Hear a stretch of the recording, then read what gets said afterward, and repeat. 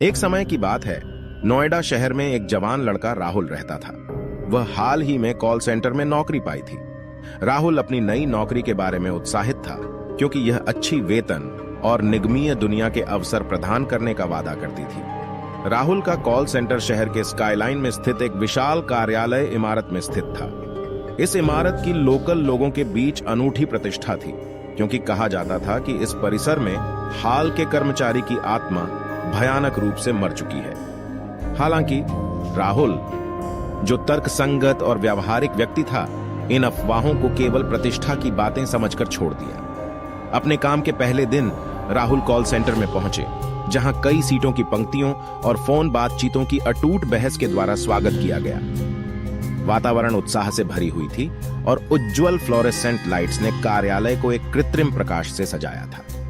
राहुल को यह तक पता नहीं था कि यह ऐसी साधारण स्थानिकता बदल जाएगी। दिन बिताते बिताते राहुल को अजीब घटनाएं महसूस होने लगी। रात के समय वह खाली हॉलों में दूसरों के द्वारा उठाई जाने वाली सुनसान सुनवाई के माध्यम से धीरे धीरे बोलती हुई सुनता था, हालांकि वहां कोई और नहीं था। कभी कभी लाइट्स चमक जाती, जिससे कार्यालय में भयानक माहौल बन जाता था। पहले राहुल इन घटनाओं को एकदम साधारण मानकर अपनी कल्पना को दोषी ठहराता था।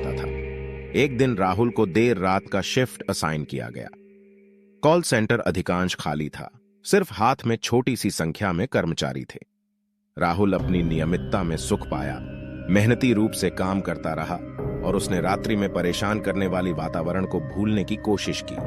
हालांकि जैसे जैसे रात अंधी होती गई, कॉल सेंटर में वातावरण बदल गया। चिड़चिड़ाती हुई बातें ज्यादा सुनाई देने लगीं और वहां का हवा मंडल एक अत्यंत बहुत ठंडी से भर गया। राहुल अपने रीति रिवाज में चैन पाने की कोशिश करते हुए कार्यालय में चारों ओर देखा। वह अस्पष्ट गहराई में देखने की भावना से अपने सहकर्मियों को कंप्यूटर स्क्रीन के सामने बेबसी से घूरते हुए पाया।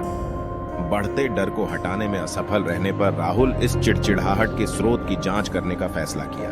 एक फ्लैश लाइट के साथ सजगता से वह धीरे धीरे अंधेरी कॉरिडोरों में बढ़ने लगा। शांति अंधी थी, केवल उसके खुद के कदमों के ध्वनि थे जो खाली हॉलवे में आवाज की गूंज दे रहे थे।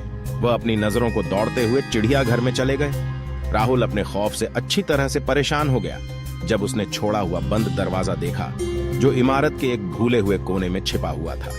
जिज्ञासा की अवस्था ने उसका बुरा हाल कर दिया और उसने और जांच करने का फैसला किया। हिलती ध्वनि के साथ वह धीरे धीरे दरवाजा खोला। उसकी भयभीतता को देखकर राहुल ने देखा कि कमरे में धूलियों से भरे डेस्क, टूटी हुई कंप्यूटर और बिगड़े हुए दस्तावेज हैं। रद्दी के बीच में राहुल ने एक विचित्र फोटोग्राफ पर ध्यान दिया जो दीवार पर लटकी थी। इसमें एक कॉल सेंटर के कर्मचारियों का एक समूह दिखाई दिया, जिसमें इमारत में भूत का आत्मा था। भूत की आंखें जहां भी राहुल चलता था, वह उसे पीछा कर रही थीं, जिससे उसकी रीढ़ को ठंडक छाती थी। अचानक दरवाजा राहुल के पीछे से जड़ से बंद हो गया, उसे खुद को अंधेरे में फंसाकर रखते हुए। भय से उसके चेहरे पर घनघोर गड़गड़ाहट महसूस हुई जब वह दरवाजा खोलने की कोशिश करता रहा, लेकिन यह नहीं हिला। चिड़चिड़ाती हुई बातों ने बढ़ते और राहुल को छाया में छिपते एक प्रसंग महसूस हुआ। खौफ से मूर्छित हो गया जब वह अंदर से आत्मा के भूतिया आकार को देखा। आत्मा राहुल की ओर फिसलते हुए निकली। उसकी आंखों में क्रोध और दुहक से भरी थी। वह एक खूनी चीख निकली जो राहुल की आत्मा को चुभ गई, उसे भय से पार्श्वगामी बना दिया। लेकिन जैसे ही आत्मा उसके पास पहुंचने वाली थी, राहुल का फोन बजा, जो उसे जगा दिया। ये उसका अलार्म क्लॉक था, जिससे उसके भयानक सपने का अंत हुआ। राहुल को राहत मिली। उसे याद आया कि उसने लंबी शिफ्ट के बाद अपनी डेस्क पर सो गया था। अपने खौफनाक सपने की ज्यादा स्पष्टता से हिला हुआ राहुल अपने आप को कॉल सेंटर में समय पर छोड़ने का संकल्प लेता है। रात्रि में देरी से नियमितता भगाते हुए और उस छाया की मौजूदगी को जो छाया की तरह छड़ी हुई थी, जिसे वह पीछे छोड़ देता था। और हालांकि उसने कॉल सेंटर में काम करना जारी रखा, राहुल ने कभी भी उसकी दीवारों के भीतर गवाहों की सूचना नहीं भूली। खुद को हमेशा अपनी भावनाओं पर विश्वास करने और रात्रि की चिड़चिड़ाहट की सुनवाई करने की याद दिलाते